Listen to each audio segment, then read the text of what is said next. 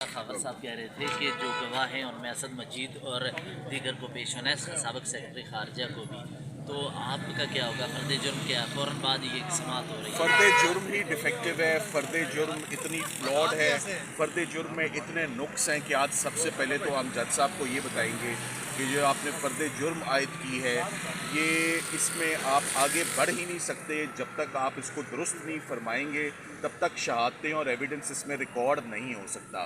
آپ کے علم میں ہے کہ کل اسلام آباد ہائی کورٹ میں شام 6 ساڑھے 6 بجے تک جو بھی ٹرائل کورٹ میں انلیگیلٹیز کمٹ ہوئی ہیں اس کے اوپر بات ہوئی ہے، اور وہ آرڈر اس وقت ریزرو تو نہیں ہے، ڈسپوز آف کیا گیا ہے کچھ ہدایت کے ساتھ ٹرائل کورٹ میں۔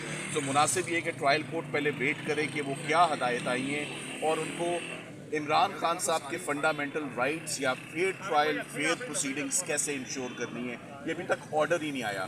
سو کوئی شہادت نہیں ہونی چاہیے، کوئی ایویڈنس نہیں ہونا چاہیے جب تک اسلام آباد ہائی کورٹ کا فیصلہ نہ آ جائے۔ اور آپ کو یہ بھی معلوم ہے کہ اب سے کچھ ہی دیر کے بعد عمران خان صاحب کی ضمانت پر جس پہ تقریباً 10 گھنٹے دلائل سنے گئے، 4 دن دلائل سنے گئے، 70 دن ہو گئے ہیں ان کو، اب سے کچھ دیر کے بعد اس پر فیصلہ متوقع ہے، ساتھ میں کواشنگ آف FIR پر بھی فیصلہ محفوظ ہے۔